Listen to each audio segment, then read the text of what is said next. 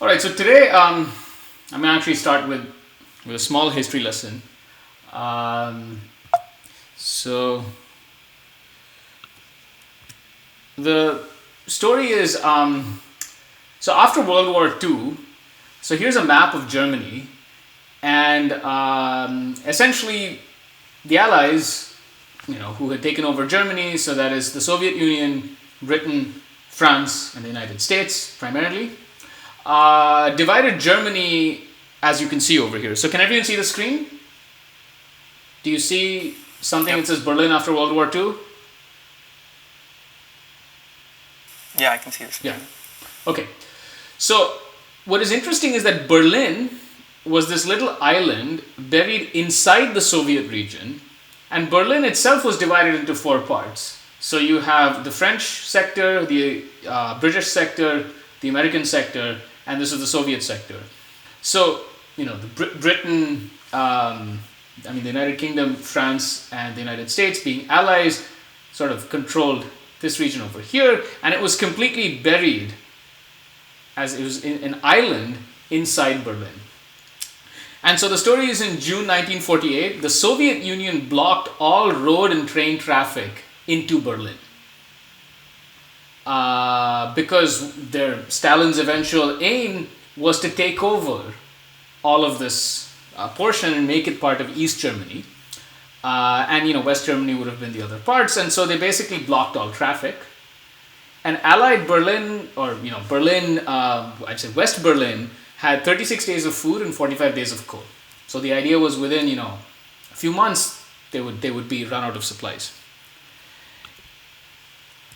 And so what the United States, the United Kingdom, and France decided to do was very audacious. They decided to airlift supplies into Berlin because airspace they could still use. Now the daily supplies required were, I've written it here from the Wikipedia page, it's basically like this is daily supplies. So that is 646 tons of flour, 125 tons of cereal, 64 tons of fat, 109 tons of meat and fish. I mean, this is a lot of stuff, and this had to be sent every day. And when they looked at their planes, like a Douglas C-46 Skytrain, which is pictured here, would carry 3.5 tons, and they realized that they could do 100 round trips every day, right? So this was basically their logistics problem. And you have this many tons, like I think it was 3,000 tons that had to be sent every day into Berlin by air. So it's basically a resource allocation problem. So I'm just describing a scenario that you could imagine.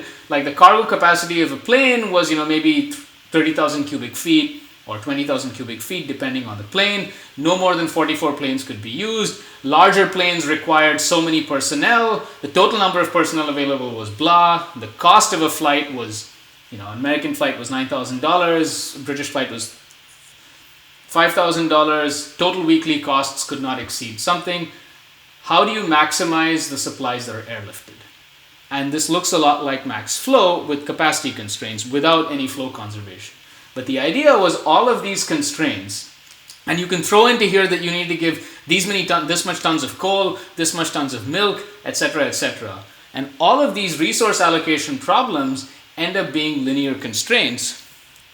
And so how was this actually solved? This was solved using one of the first documented uses of what's called the Simplex Algorithm for linear programming. So linear programming is actually defined by Kantorovich, who was given on the right, in the Soviet Union.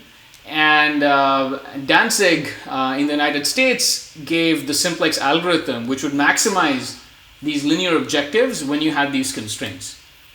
And today's lecture is basically on linear programming, and in the future we'll talk about the Simplex Algorithm.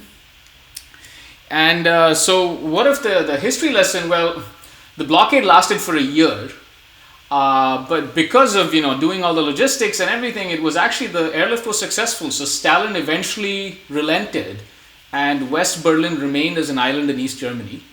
And the rest, so to speak, is history. There you can see a picture of the Berlin Wall falling in 1989. So that was the history lesson for today. And now we'll move on to the math. So the topic for today is a very important topic in algorithms and optimization: linear programming. One of the most fundamental problems in optimization. So let's start with a problem that we've seen: max flow.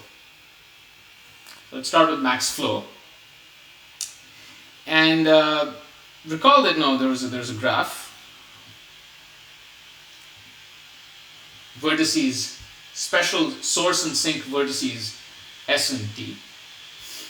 And so the idea was to define a flow. So for all edges, or technically arcs I should say, E, the flow was at most CE. For all vertices that are not S and T, what you had is the summation of X U V, where V is in the out neighborhood, was equal to the summation of X V. I'm sorry, this should be the in neighborhood.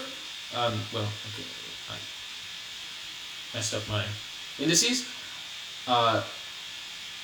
So this is flow conservation. This was non-negativity.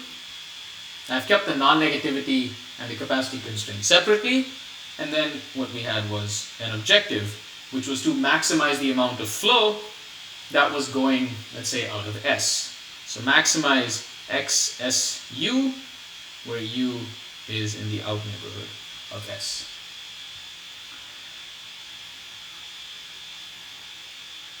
This is called the objective. And these are called the constraints. Now the constraints are actually of three kinds here, although you could even say there are two kinds, but it's useful to have three kinds of constraints. These are called non-negativity constraints. And they will play a special role in linear programming, although they can be folded into general inequality constraints. So the first part are called inequality constraints.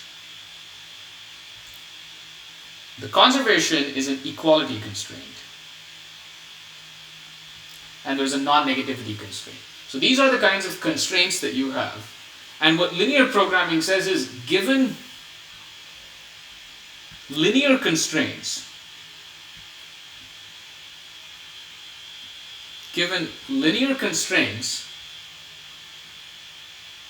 optimize a linear objective. And all of this is over the reals. Right? So we're okay with any set of reals that satisfies the constraints and maximizes the objective. And these are also called LPs. You'll often see especially in theoretical computer science or operations research papers, or even in computer science papers, you'll often see the term LP used. And LP means linear program. So it's actually a very powerful algorithmic technique where you can phrase many, many problems as linear programs. So in this case, I mean, max flow is pretty much by definition a linear program. The description itself is a linear program. But I will give more examples of linear programs. Actually, it's worth considering another example so that you see what kinds of linear programs there are. Let's take something that you don't necessarily associate with linear programs that you probably know how to compute anyway. Let's look at shortest paths. Let's look at shortest paths. And I'm going to define shortest paths as a linear program. So I'm going to have variables which are distances. So I'm going to have variables dv for all vertices v. So instead of calling it x, I'm just going to call it d of v, so that it looks like the kind of distance. So the shortest path, and let's say you want the shortest st path. The shortest path from S and T, and so you'd like to know the shortest path distance. Well, that turns out to be exactly the following. You maximize d of t, subject to the constraints.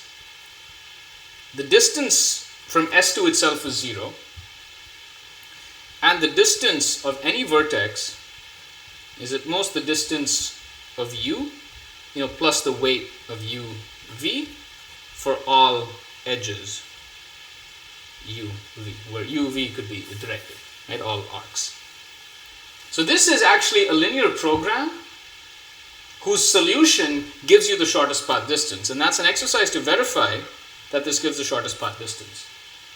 So here's the objective, and here are the constraints. Indeed, if you look at the Bellman-Ford algorithm, which computes shortest paths, it's effectively using these inequalities. Any question about this? So my simple question is, you're using the word linear, and you say a linear program. What is linear? The constraints and the objective are all linear functions of the variables. Right? All of these are linear functions. Everything here is a linear function of the variables. Does that make sense? So these are the variables, right? So maybe I should have said the x is a vector of variables.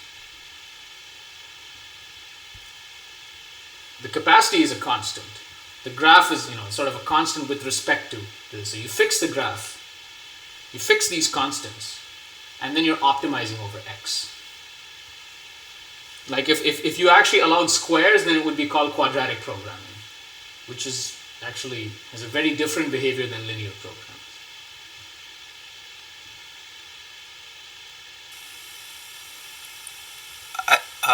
Why do we maximize the distance of t? It's an interesting.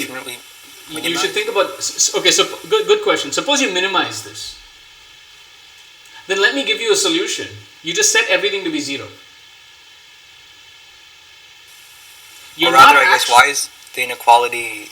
Oh, I guess this. And yeah, never mind. So this is the exercise. You're not maximizing the distance. You're maximizing the variable that is subject to these constraints.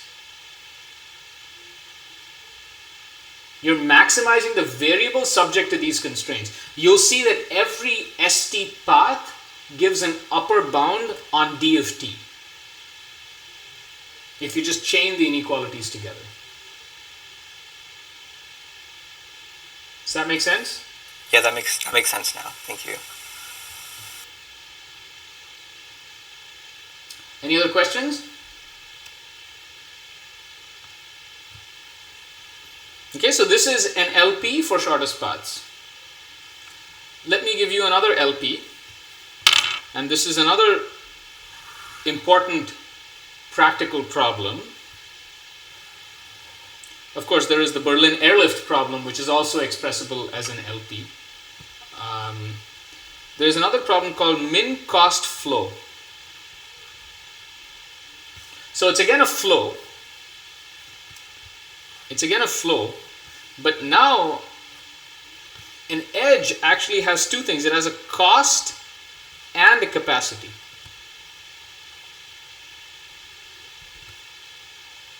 And instead of maximizing the flow, we're going to minimize the cost with something called a demand. Okay, so what we're saying is here is S and here is T. And part of the problem is you get S, T, and D, where D is a demand, saying that we need to send D units of flow, subject to the cost, so subject to the capacity constraints as before. So you have a capacity for each edge. You also have a cost, which maybe I'll call a price per flow for each edge. And this is actually, going closer to sort of the Berlin airlift type problem, where you have a cost of fuel, of sending any goods. The more goods you send, the more cost you get. And so the cost is linear. So what you now want to do is you want to minimize the summation over E of, so X is the flow, subject to the constraints now are the summation of X, S, U, where U is in the out neighborhood of S, where we want to send at least D units. Right? Instead of maximizing the flow, we set that you need to send D units of flow, and then you have capacity and you have flow conservation. And this is another exercise to work all of this up, work out the LP. I'll write these down. So this is called min-cost flow. This is another problem that people study. And min-cost flow appears a lot in operations research and in a lot of practical scenarios where you're actually trying to route goods. This is min-cost flow. Any questions about what min-cost flow is?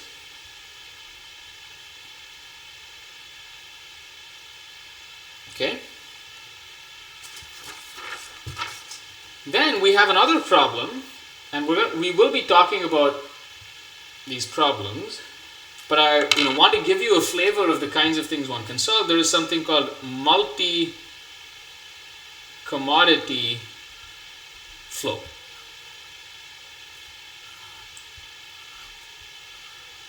So now instead of just thinking of ST flow, you could think of there being many sources, S1, S2, S3, and some other sinks, T1, T2, and T3. And there are three kinds of goods. So in general you have K kinds of goods, each to be routed from SI to TI. This is badly phrased on my part. What I mean is, for each I less than K, we have a demand, SI, TI, DI, for the ith good.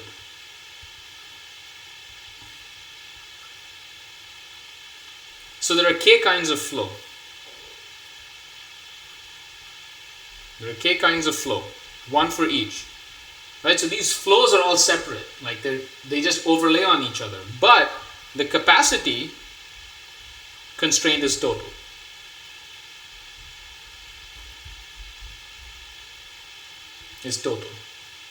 So which means that you could imagine for every edge you have K kinds of flow, and so the capacity constraint is going to look like this.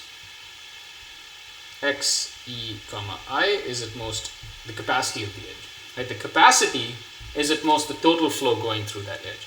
And this is called multi-commodity flow. I'm not going to write the entire LP, so it's an exercise to write the LP.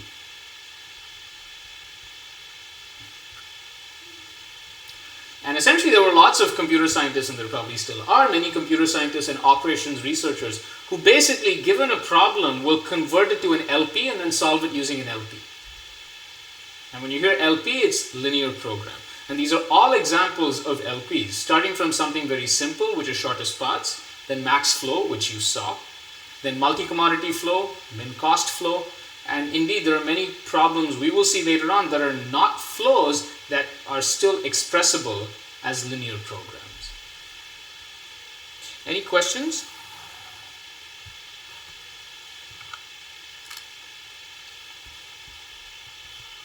Any questions?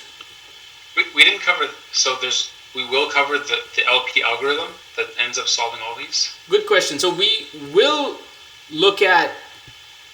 will discuss the simplex algorithm. So okay, I'm just going to talk about that in a second. Any further questions?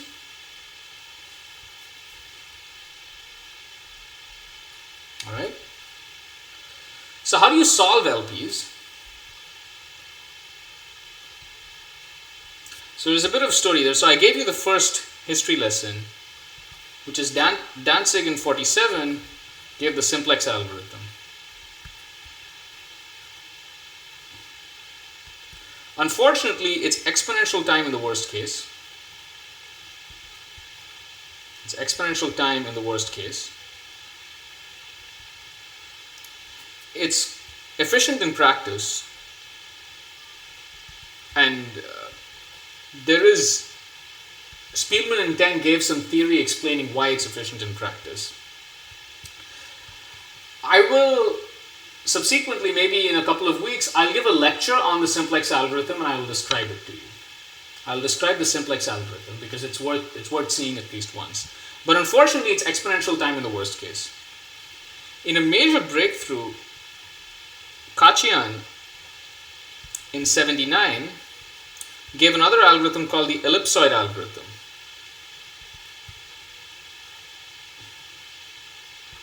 Which is exactly the opposite.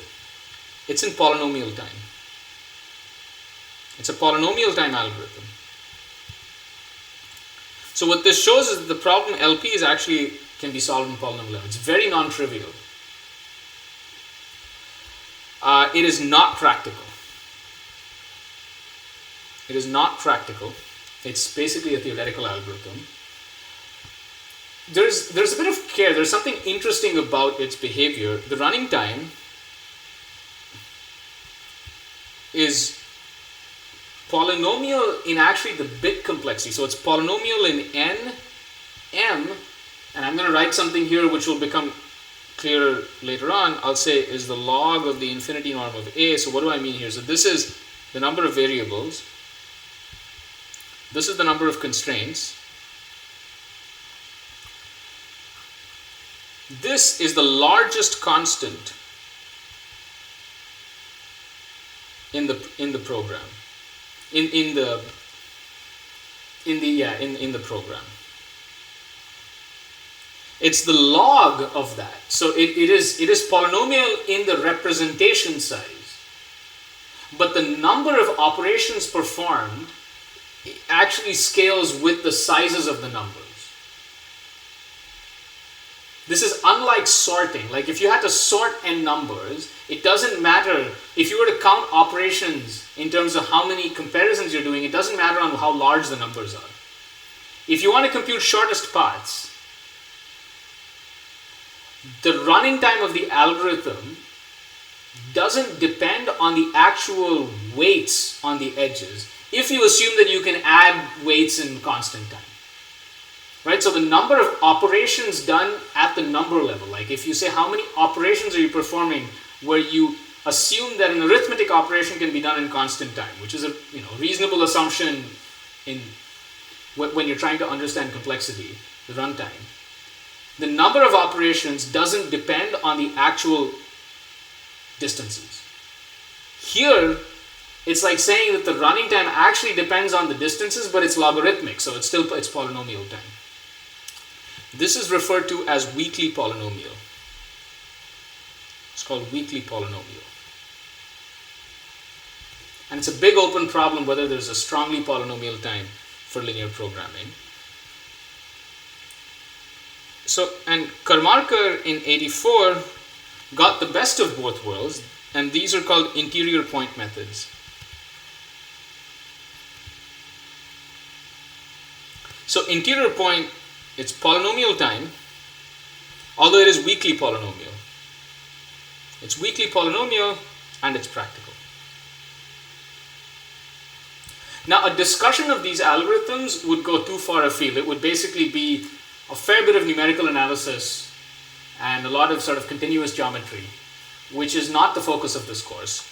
Although later on, I do want to show you the simplex algorithm. For now and for the, it's enough for now to just assume that there is a polynomial time algorithm to do it, and we'll try to see what can be expressed as LPs and what can be solved using LPs. Any questions up to this point? So far, it's mostly just been like a history lesson. Okay? Sorry, this is like a practical question. Mm-hmm. What's in use, like Walmart, like in practice? So in practice, there is a package that is called Cplex, which is basically the simplex algorithm. So Cplex is, I think if you like Python, if you wanted to solve an LP in Python, it probably uses the simplex algorithm. Interior point methods are also very commonly used. but they're much more sophisticated. The ellipsoid is almost never used in practice because it's the polynomial times are just too high. Usually it's a simplex or interior point, but interior point is used quite a bit. And recently there have been lots of theoretical developments that have built on interior points to do things like solve bipartite matchings. Yeah. Any other questions?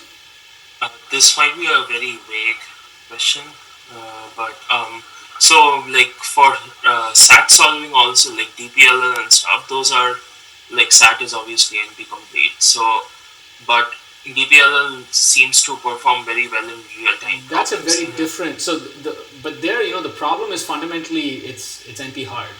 Linear programming is not NP hard. I can't hear you. I said, sorry, linear programming is in P. Okay. Right? So linear programming is in polynomial time. It's just that you want to get the best possible polynomial. And so it's a very different situation from SAT. Very different from SAT. Okay, any other questions? Alright, so now let's actually dig into LPs and understand it from a geometric standpoint. LPs from geometry. Okay, so each inequality is a half space. So let me maybe write out a simple LP over here just in 2 dimensions. And maybe I'll write it here. So I'll say x plus y has to be more than 5. And x has to be at least 2. Say x plus 3y has to be at least 20.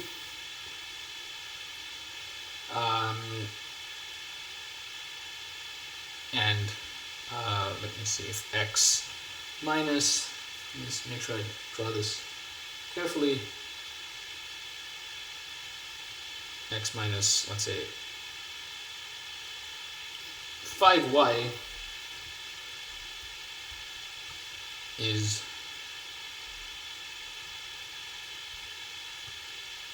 more than 5. Right? So here are some constraints that I have, and then okay, maybe I'll also throw in non-negativity. I'll say y is more than 0, and then I could say maximize 10x plus 5y. Okay, so these are my constraints below. Here's my objective. So how could I do this? Just if I were to just do it on paper, what I could do is, okay, I could draw all of these constraints. You'll see that it's an inequality, but it's a hyperplane. So this is like x plus y is equal to 5, and so everything above that plane is allowed.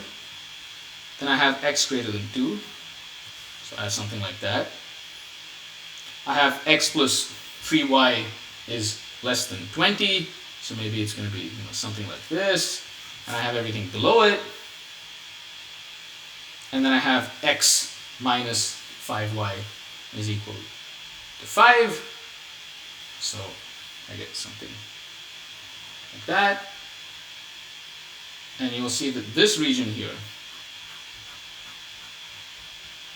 that region over there, satisfies all the constraints.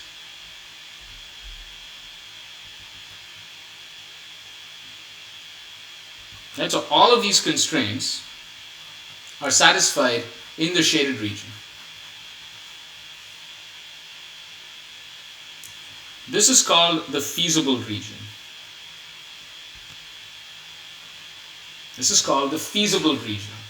That's where all the constraints are satisfied. So one can actually sort of decouple the objective from the feasible region. Say the feasible region, and this is called a polyhedron, and it's actually called a polytope if it's bounded. If it's bounded, which it is in this case, it's bounded, so it is called a polytope. Now you're trying to maximize this function. You can interpret this function as the dot product of the vector 10, 5 with a point. Right? So you take any point here and you take a dot product with 10, 5, and that would give you the value. So what 10, 5 does is it gives you a direction. It gives you a direction that you would basically, so you would take this vector, which is 10, 5, so you get some sort of vector like this. And this, you're trying to find the furthest point along this vector. So what can you say about the point that optimizes the linear program? With this picture, this cartoon picture, it's actually a real picture. What can you see? What do you see? Where is it maximized? Is it maximized in the interior? On the boundary? Where specifically on the boundary? At the intersection of two faces. At a vertex. So you have a polytope, and the optimum is at a vertex. Right? So just to give you a sort of picture to have in mind, these constraints define some region in space, and it's a region supported by linear constraints. So you get a polytope in high dimensions. And your objective point, your objective is maximized at some vertex or minimized at a vertex. You can, by the way, I should have said that in linear programming you can replace the maximization by a minimization just by negating it. So it's all the same, because if you think about this picture, you can rotate the axes and do anything, and it's all the same. You can have maybe some other objective which is going in that direction. You can say which point optimizes that, and you'll observe that no matter what objective you take, the optimum is always a vertex. I'm going to talk about lots of structural theorems about some basic structural theorems with polyhedron without proving them, because my aim, at least especially in this course, is not to get into the guts of the geometry, but just to give you enough understanding so that we can use this to develop algorithms. Because those two sort of, at some point they diverge. Like at some point you need to know what LPs are and you need to understand them, but you don't necessarily need to understand how they're solved under the hood. Although that is interesting math. Okay, so just to... Sorry. Yes. Can I say, why is it... I have the disconnect from when you have the dot product. So it looks like you drew the x, y, the y equals x line, but then why is the maximal value at the vertex? So what does dot product mean? Dot product means you're taking a direction and you're looking at the length of the projection of a point on that direction. Right? So you're basically, what is dot product? Dot product is projection. So the dot product between this vector and this vector is basically you're projecting this onto that vector, looking at that length and then potentially scaling it by something. So you're looking at the length of that projection. So it means that if you move more in this direction, you'll only increase the projection length. So you're trying to move as much in that direction while staying in the feasible region. That's what the LP says, right? It says that here's this region, go as far as you can in a particular direction, and that direction is given by the objective, but you have to stay in the feasible region. How far can you go? That's what the objective is saying. Does that make sense?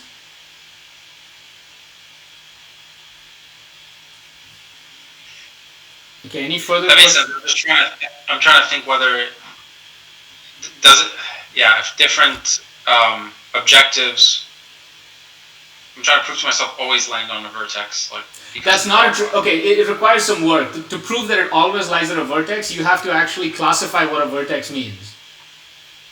And indeed, in some cases, so let me just see if this example. Okay, so I'm just going to draw something and then maybe that'll be clear. Proving that requires a little bit of work, and so I'm not going to get into it. What you can prove, and that is actually relatively easy, is to prove that the interior can never be an objective. Because what is the definition of the interior? The interior, if you go back to calculus, will say that there's a little ball around that point which is completely contained. And so if there's a little ball, then you can always move in some direction to improve the objective.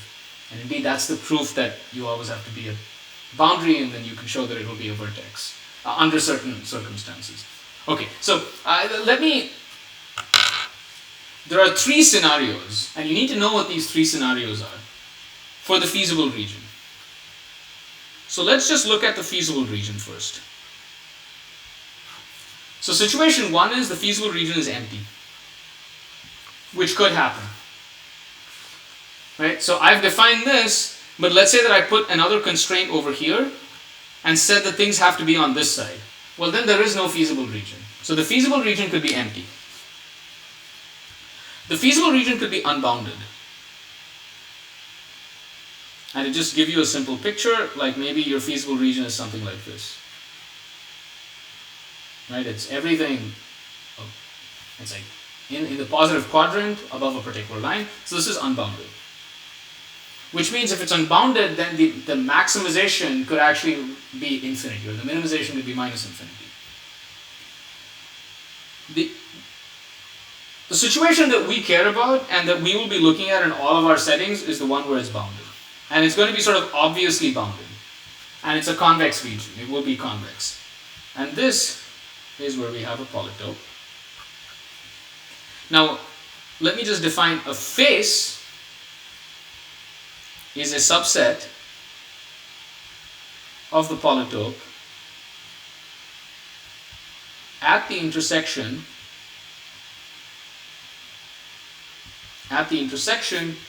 of supporting hyperplanes.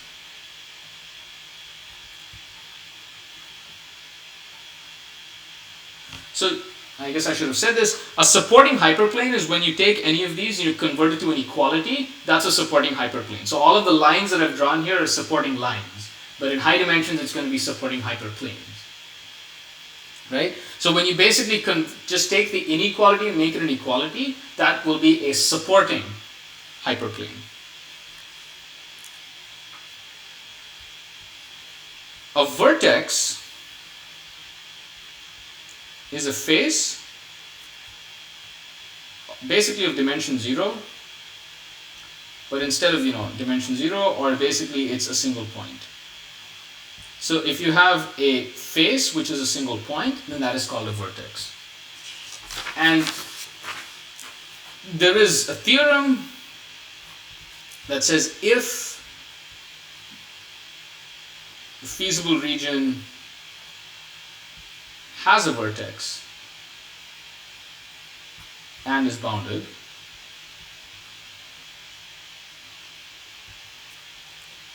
then for all objectives, the optimum is at a vertex. Not going to prove this. It requires a little bit of, you have to do a little bit of geometry. But hopefully you intuitively see why this is the case. Especially when you have a polygon in 2 dimensions, or even if you think of a polytope in 3 dimensions, you could imagine that sort of no matter which direction you go in, you can keep going until you maximize. It's like you keep walking in a particular direction until you hit the end. You keep going, and when you hit that end, you can argue that you're basically going to hit a face. Because that's sort of obvious. You'll have to hit the boundary, so you hit a face, and then you can kind of keep walking along the face to hit a vertex. Okay. Any questions? Yeah, I had a quick question about the geometry. Yes. I guess it kind of looks like it's a pentagon there. Let's say if it was a regular pentagon, would the minimum point be in the center? The minimum point with respect to an objective, there's no minimum point without an objective. For any, what is an objective? An objective is a dot product because it's a linear function of a point. So any linear function can be expressible as a dot product of the point or the vector that has that point with some other vector, with some constant vector. And so if you want to maximize a dot product, you would never go inside. It's like moving in a direction. So the best way to think of it really is you're trying to move in a direction. Your objective says go as far as you can in this direction while staying in the feasible region. Well, the way I was kind of thinking of it is that there's going to be like something that's above that plane, for example, that's representing the height, and the height's maximum at these vertices. I was wondering if there would be like a ball in the center of this thing that kind of is like being like dragged down, like I don't know, in the middle of the pentagon. That's the lowest point, and the vertices are the highest point. I don't know if that's the right way to think about it. If you walk from the center.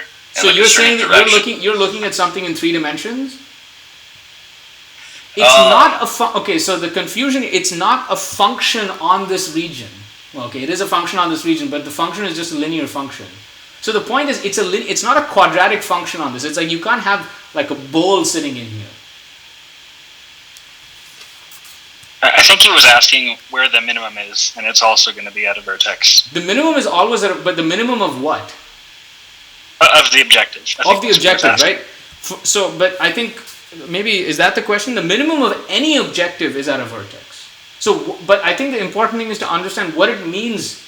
What does the objective mean? It means moving in a direction. That's what a linear function means. Like if you had something. I was wondering if it was like right there, and then like you started like moving in this direction or moving in that direction, like this would be the minimum in the center. And I was wondering if like in these directions. No, why would it be the minimum? It's a linear function. Maybe I'm missing something. So if you like, okay, so what kind of function would have that property?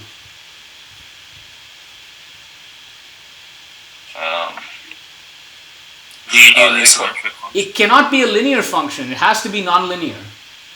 What does linear mean? Linear means when you move in, the gradient is fixed. Think of a linear function in 1 dimensions. That's a linear function, right? So it means that when you move in one direction, it either keeps increasing or it keeps decreasing. Mm-hmm. The function that you have in mind which has that behavior is something that looks like that. Yeah, exactly. Yeah. This is not a linear function. It's the intersection of two linear functions. But your objective is not an intersection. Your objective is a single linear function. Thank you. I'll have to think about that more. The objective is a single linear function. Right? So the objective. So, okay, I'm going to give you the geometric picture and then you go and confirm that intuition. The geometric picture just says that any linear objective is the same thing as moving in a direction and just moving in that direction as much as possible. So if you can go further, you increase your objective. It's as simple as that. It is interesting to think of more complex objectives in this region, and there is something called convex programming which looks at more, you can do things with convex functions, but let's not go there. Can you explain what's the distinction the polytope has to be concave or convex? Like it doesn't seem like at first it should matter. It's still a geometric shape that you're just moving a direction. This is by definition a convex region. Right? Any intersection of half spaces is convex. Oh. Any intersection of, okay, so what is the definition of convex? Convex means that if you take any 2 points and you draw a line between them, then the segment is also contained inside. That's the definition of a convex body. Right? And so this is convex because for any 2 points you look at the region, I mean you have to prove it, but you can prove it. Oh, you can and if that didn't happen, you wouldn't be able to move. You'd have to like leave your feasibility region and you could re-enter it and it would be odd. Right, so you can never, that's another way of thinking about it, right? If you actually walk in one direction, when you have these constraints, once you leave, you can never come back in because all the constraints are linear constraints. That's actually proving, that would be a proof of this fact. Does that make sense? So when you walk in one direction, once you leave, you'll never come back because you will violate one of these constraints and then you're done. Once you violate one of these, you'll continuously violate as you move in that direction. Like if you moved in this direction, for example, eventually you violate this constraint here. Now once you violate that constraint, you're going to continuously violate it as long as you move in that direction.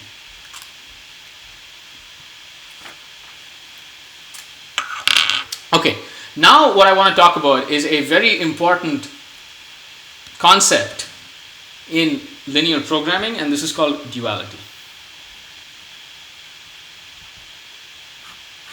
So please pay attention. This is very important, and I have never liked the presentations of duality given in many of the books, so I am presenting it, I'm sort of opening up some of the details and presenting it a little bit in my own language so that you really understand what the dual is doing. So I want to start by sort of setting the stage on how we'll write these things. We're going to use vector notation. So let's say we're trying to maximize C transpose X. So I always think of, for me, vectors are always column vectors. So C transpose X is a dot product. A is a matrix. And so I write something like AX is less than or equal to B. What does that mean? So A is some matrix here. So it has, let's say, n variables, m constraints, and I have some vector here that has length n. It has n coordinates, and B has m. So that's B, this is X, and this is A. So this is like some set of linear inequalities, and then you might say something like X is greater than 0. So by X, I mean that every coordinate of X is more than 0. Okay? So this is like our LP. This is the LP that we had for flows. Of course, some of the constraints are equalities. Some of the constraints are equalities. So what is duality saying? Duality is sort of saying, let's start with something simpler. Let's just ignore this constraint here. Let's actually even ignore the non-negative. Let's just look at AX less than or equal to B. And you can say, is this feasible? Meaning, is the feasible region non-empty? And so there is a theorem, and this is called the Farkash Lemma, and this is an important tool in proving things about duality. This is really old. This is 1894. And it says that the system AX less than or equal to B has a solution.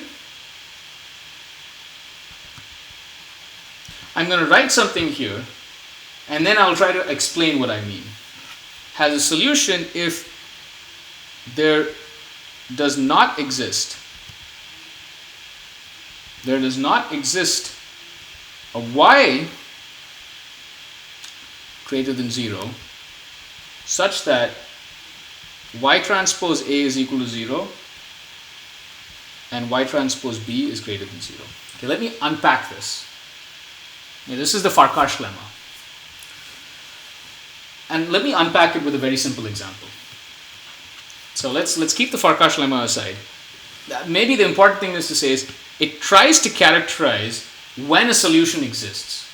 Or another way of putting it is it's trying to characterize when a solution does not exist. It's an if and only if. So how do you know that the reason is feasible?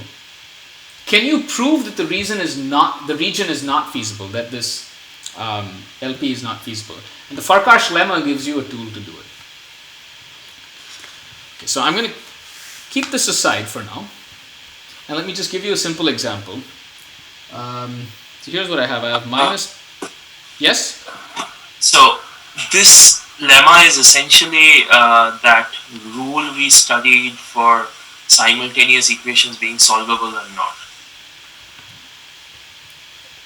Yes, but it's basically Gaussian elimination, sort of, but inequalities are not equalities. Right, that's fine, but it's kind of the same idea. It's basically, it is the same idea. Instead of Gaussian elimination, we'll do something called Fourier-Botskian elimination, which is the same idea. So the idea is that you keep eliminating variables until if you get a contradiction at some point, then you know that you can't solve it, right? That's probably what you're talking about. Yeah. So that's exactly what we have here, right? So let me look at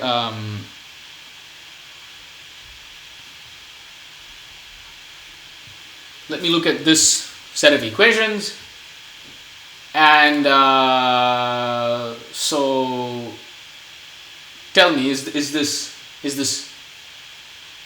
feasible or not? I hope I haven't mucked it up. Maybe I have.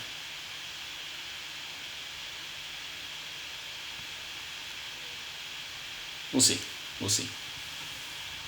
Okay, so what you could do is, how do you show feasibility or not? You could add these two equations. So if you add these two equations, then you get 2x1 is less than equal to so sorry, I wanted to put this minus 5, yeah. Basically this is just saying that x1 is greater than 5. So if you add these two equations here, then you get 2x1 is at most 8. But this equation is saying that minus x1 is less than minus 5. So I could multiply this by 2, and then I add this together, and what I get is 0 is less than minus 2. This is a contradiction. So I know that this is infeasible because I got a contradiction. And so what the Farkash Lemma says is that if you don't have a solution, you can always get a contradiction. You can always get a contradiction. So what is the contradiction? It's saying that, so you have A, this is A, x less than equal to B. What you do is, how do you get a contradiction? Well, you multiply each equation by some variable. You can multiply it by some variable, my apologies, not a variable. You multiply it by some factor. Right? You multiply it by y1, y2. So you multiply the first equation by y2, y1, and these are all greater than 0. So it preserves the sign. So you multiply all these equations together and you add them up. And if you end up with a contradiction, then you know that you have, you know that it's not solvable. And that contradiction specifically says that you think of this y as a vector, like okay, so maybe it's basically y transpose, right? Because you're multiplying each entry, each equation by something. And so this is just saying that if you find a y such that y transpose A is 0 and y transpose B is strictly greater than 0, then you end up with a contradiction. Now the way to show it over here is really saying, suppose there exists x such that this happens. So since the vector is non-negative, all entries are non-negative, I can take y transpose A is less than or equal to y transpose B.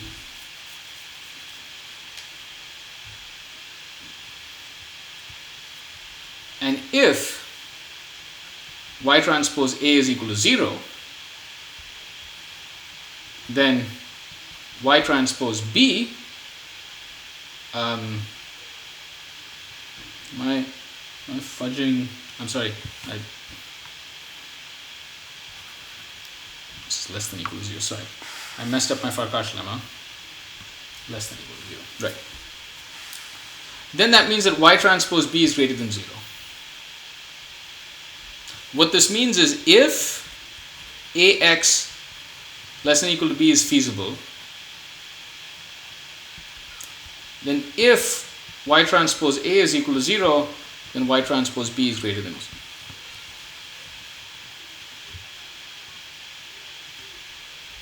So that's basically what the Farkash Lemma, this is the easy direction of the Farkash Lemma. So the proof of Farkash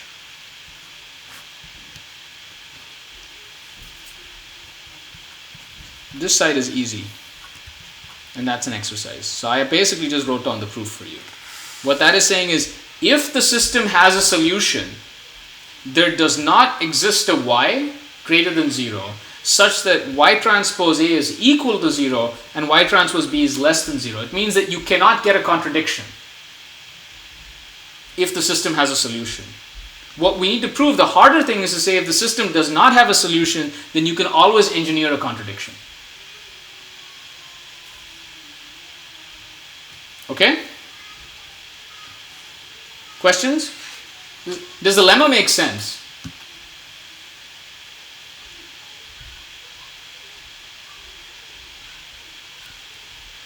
Any questions?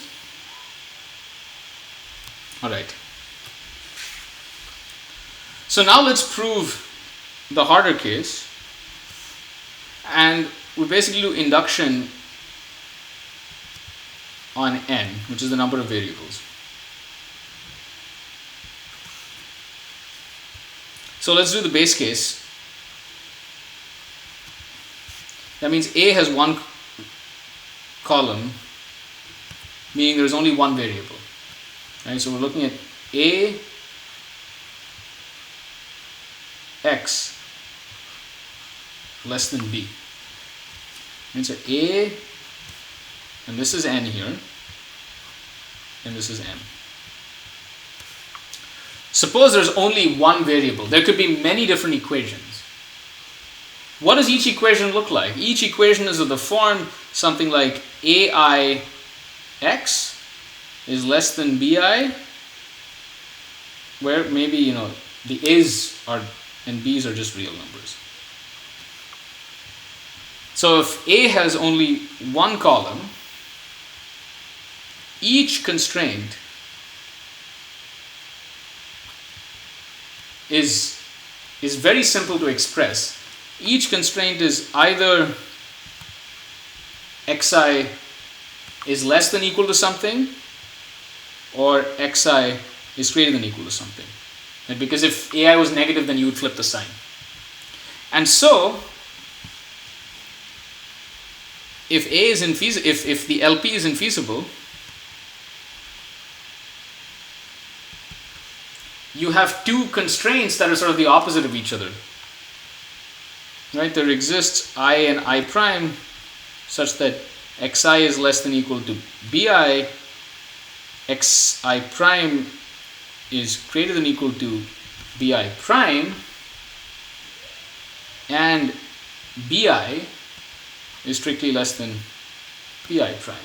And that's like saying, here's your number line here, this is bi and this is bi prime. So your first constraint says you have to be here, the second constraint says you have to be here. There's no way you can satisfy these, and so if you basically subtract these, then you will get your contradiction.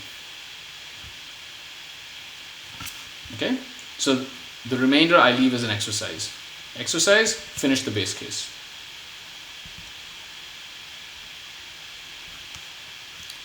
Otherwise, what we will do is we eliminate a variable. We eliminate a variable and then we apply induction basically. And this is referred to as the Fourier-Motzkin elimination.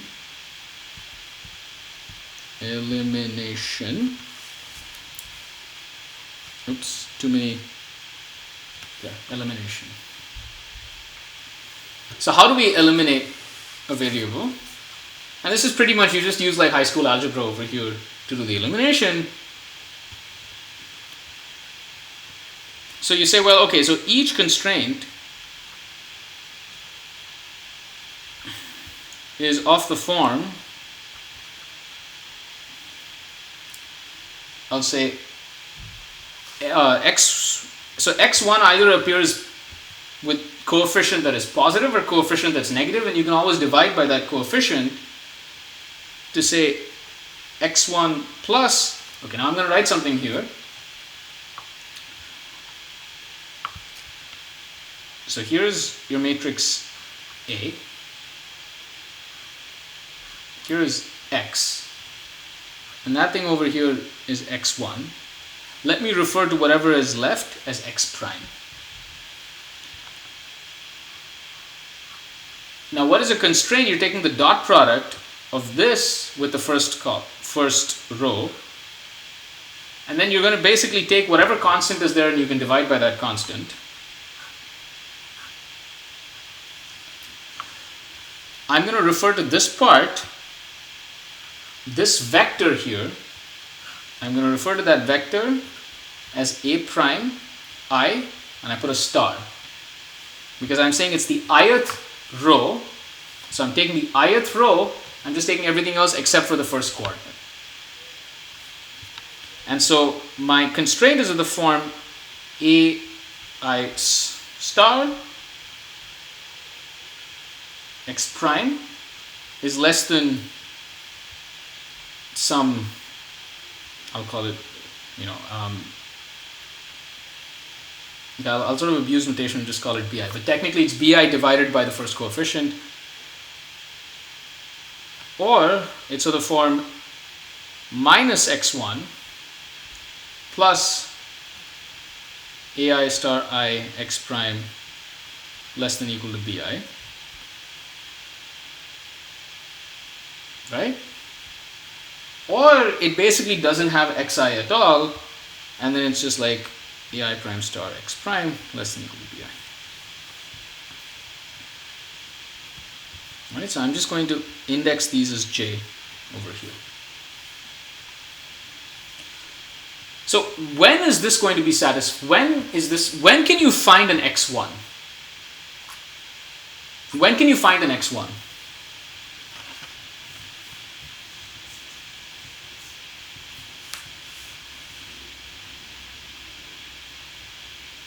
Yes, can someone say something where you can find x1 depending on what the x primes are? So what is this saying? This constraint is just saying that x1 is less than equal to bi minus a I star x prime, and this is just saying that x1 is greater than equal to bj minus a j star, right? That's what, so your constraints that involve x1 are either of this form, the first form, or the second form. When can you simultaneously satisfy all of these constraints? What is it that you need to look at?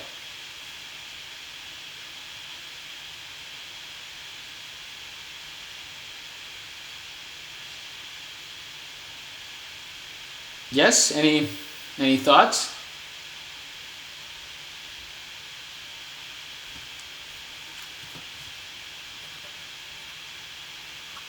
So as long as the min over all I, so you look at the minimum of all of these values, bi minus ai star x prime, as long as the min of these is greater than equal to the max of the j's,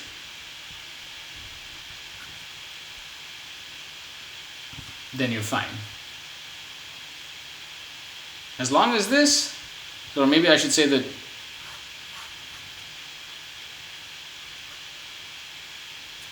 this, if and only if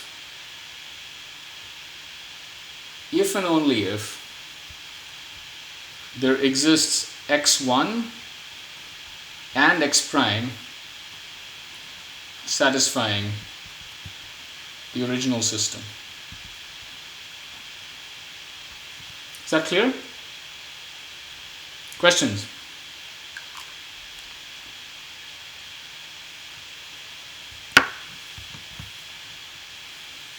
Questions?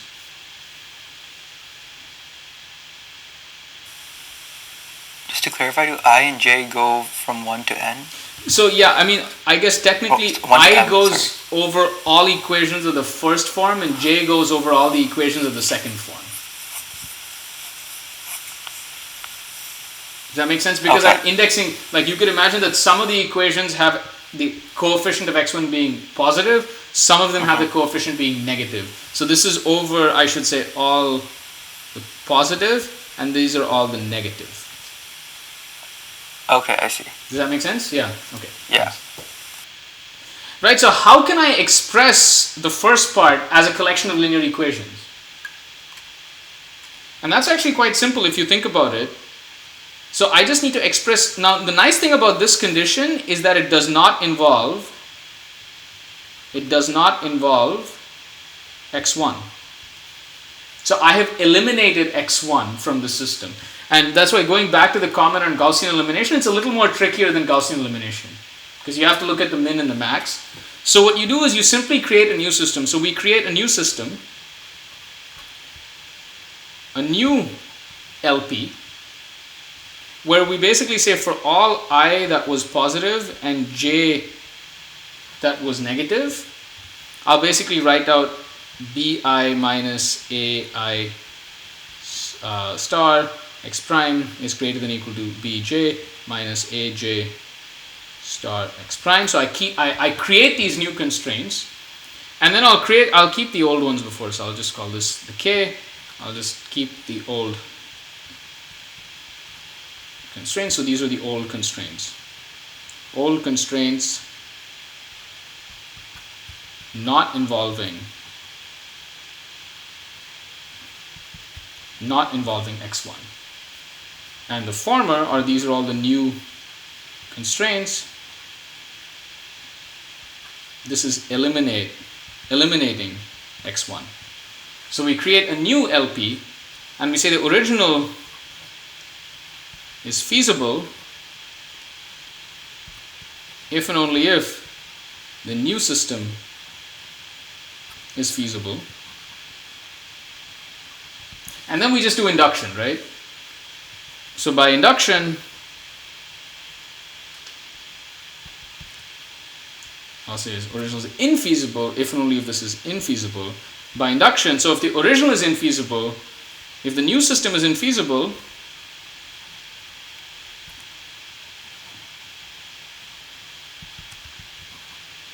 there is a linear combination of constraints. I'm just going to write this out quickly. A linear combination of constraints leading to a contradiction.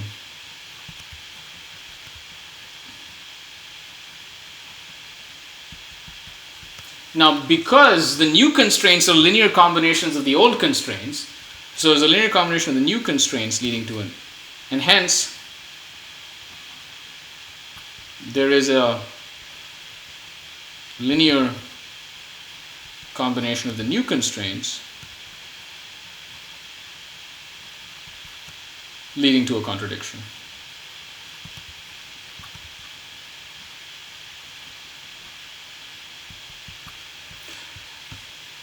I think the best thing is I'm going to leave this as an exercise to work out the details, because it's only then that much of this will make sense, but that's the idea. You're just saying linear combinations of constraints can eliminate a variable, and so once you eliminate a variable, then you basically can just apply induction. Any questions about this? So this is the proof of Farkash Lemma.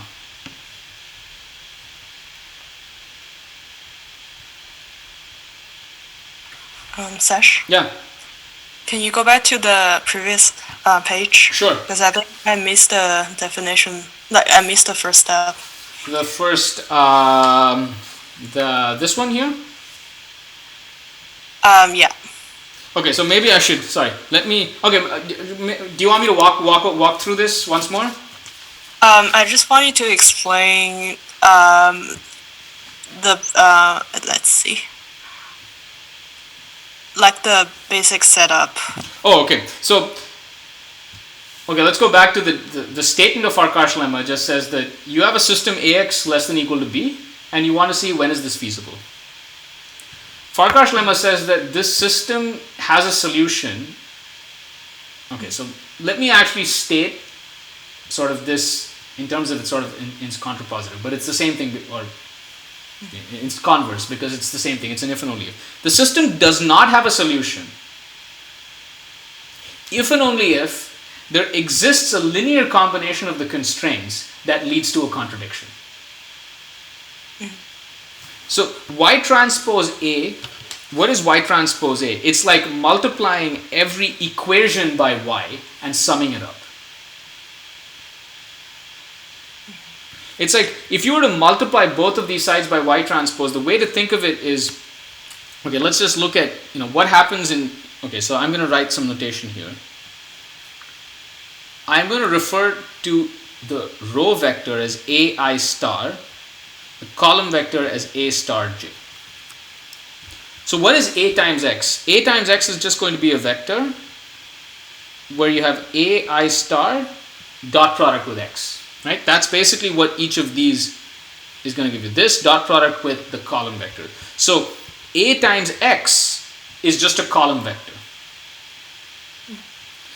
Now suppose you multiply this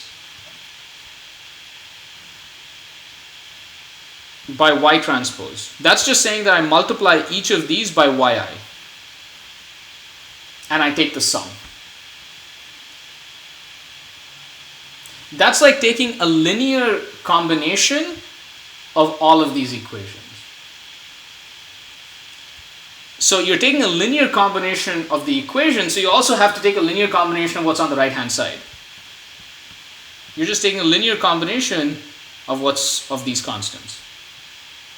Now if the left hand side becomes 0,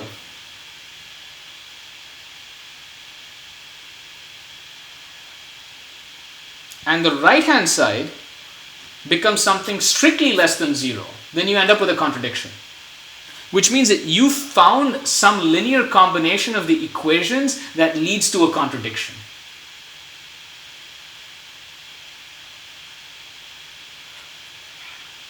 So I try to understand it from the perspective of linear algebra. Mm-hmm. So Y transpose A equals to 0 means that the row vectors are not linearly independent Right. of each other. Yeah. And then 1 transpose B, I think there's a gap between So okay, that's a good point. So one way to think about it is really if A, if the rows of A are linearly independent, then essentially there's no way to achieve this contradiction. So you can always solve the system.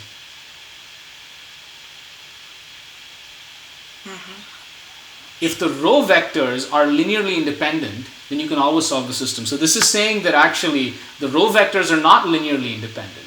And that's why you can solve the system. But why do you have that? Because you probably have more constraints than you have variables.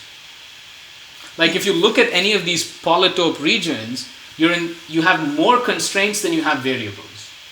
So there is a linear dependence amongst the constraints. I see. Does that help? Yeah. So that's a very good question. I mean, that's a very good point. So, where is my slide on? Where is my notes on Farkash? Because the point of Farkash Lemma is to basically say that that's another way. Equivalently, it's a good point. Equivalently, I'm saying that suppose all the rows were linearly independent. So this condition cannot happen. Then Ax less than equal to B must have a solution, which you can believe, right? Because if they're linearly independent, you can find the intersection of these hyperplanes, and then you'll find some point in that intersection. Yeah. Well, actually, the interpretation I was thinking of when you mentioned the first. Sorry, can you say that again? It was actually the interpretation we were given in high school for this similar kind of thing, not with Yes. vectors and not with like matrices, but. Yeah, sorry, there's a bit of feedback in. Oh, okay. Yeah, never mind. Yeah. Okay, good. So this is saying that this is just the linear algebraic statement of that form. Okay, but now, okay, the reason why I wanted to go over Farkash Lemma is to have this notion of taking a linear combination of the constraints themselves, of the equations. Is to take a linear combination of the equation. That's what Farkash Lemma is doing.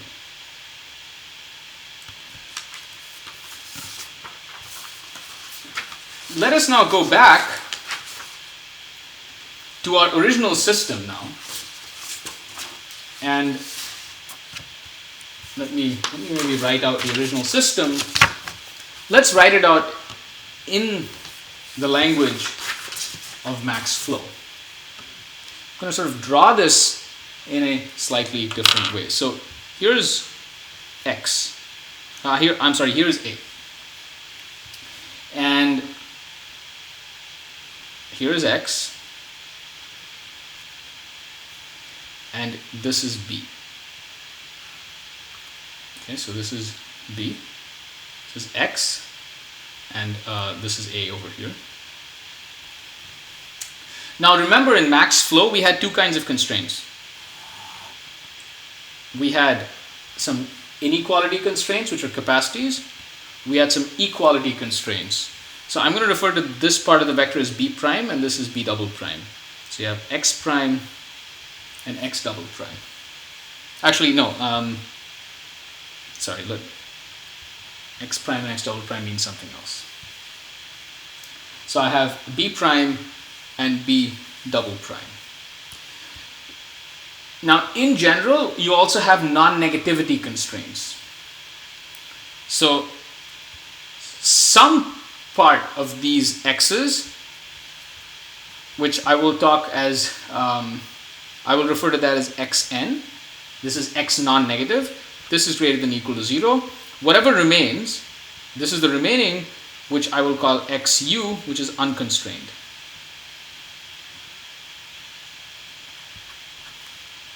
So I'm just going to draw a line here where this is xn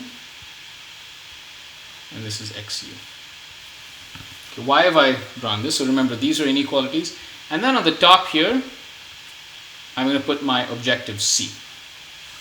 So c is everything. So remember, our program is maximize c transpose x subject to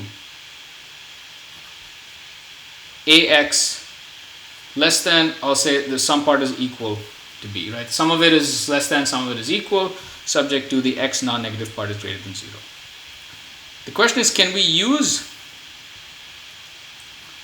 linear combinations of the inequalities or of the constraints to bound the objective? Just like we use linear inequalities to show something was infeasible, maybe we can use linear inequalities to show that something is bounded in some form. So you want to prove some kind of upper bound on the objective. We are going to use linear combinations of the constraints to prove an upper bound on the objective. So how are we going to do that? So think of it as, what you want to do is you want to multiply these and sum them, just like you did in Farkash Lemma. So we're going to multiply each thing here.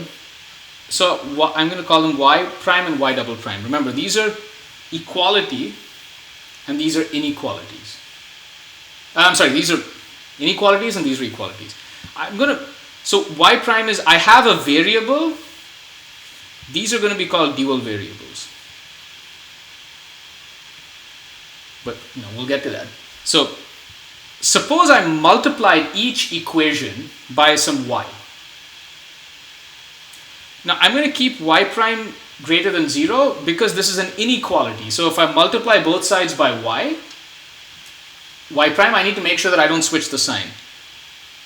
In an equality, I can multiply by an unconstrained quantity, whether positive or negative, and I won't change the sign. So suppose I could multiply by y. Okay, so this is going to be I'm going to do this somewhat carefully. Consider any column over here. Okay, consider a column over here.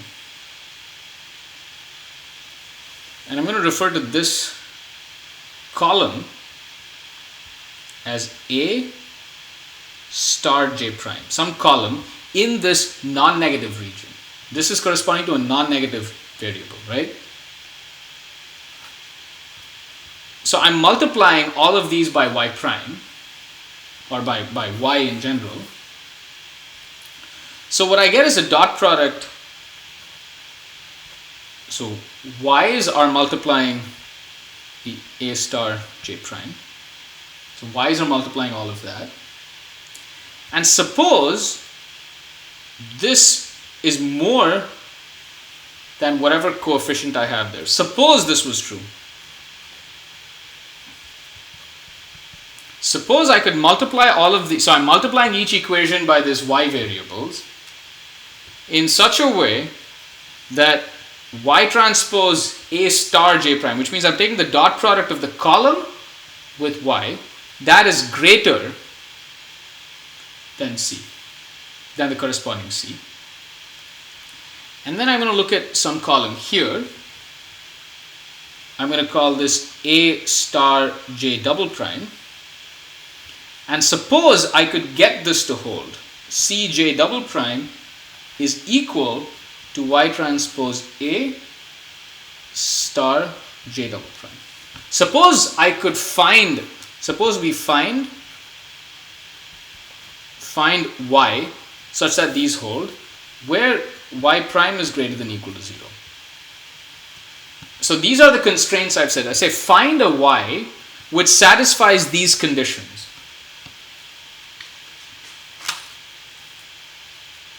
Then it turns out, just like we did in Farkash Lemma, you could basically look at,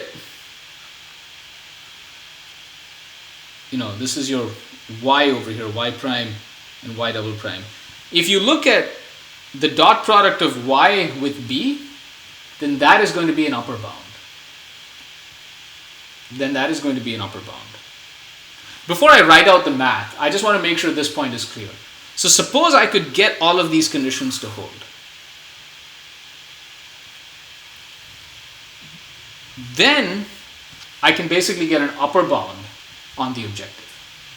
That's basically what duality is. Any questions? It's very important that you understand why I chose various things to be the way they are. So please ask me questions. And I can continue the discussion in the next lecture. Duality is very important. And I never understood it when I saw it the first time. So I want to make sure that you understand it. So I will take my time to explain what is happening in the dual here. You're multiplying all the equations by y because you want to take a linear combination. And you want your linear combination to be more than C. But this is also going to give you a less than with the b. And this is going to give you the constraint. So specific, okay, so maybe I'll just write down the next step here. Weak duality. Weak duality says, for all feasible x and dual feasible y. So dual feasible means this. This linear program here, now I have a new linear program, and this is called the dual.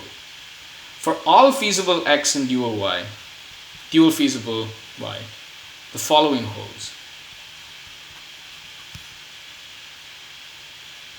Or in other words, the max, so I can also write this as the max of the feasible x of C transpose x is less than or equal to the min of the feasible y of y transpose b. Where feasible y is, I need to pick y's that satisfy these conditions because I need to make sure that my linear combination will actually give me a contradiction. So when I multiply an inequality, I have to multiply it by something non-negative. And because the xu's are unconstrained, I have to make sure that the coefficient lines up perfectly. And because the xn's are non-negative, it's okay to have an inequality there. And when I prove weak duality, you will kind of see this.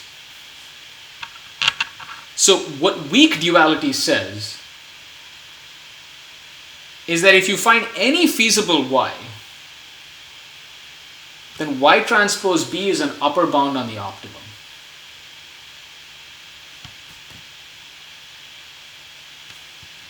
And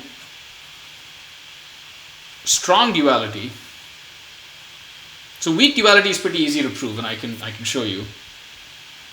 And this was proven by von Neumann in 47, who actually proved that this is equal. That the max of C transpose X is equal to the min of Y transpose B. And this is feasible X, feasible Y. So it says that the dual is another linear program whose objective is same as the primal. And this is called the primal. And this is called the dual.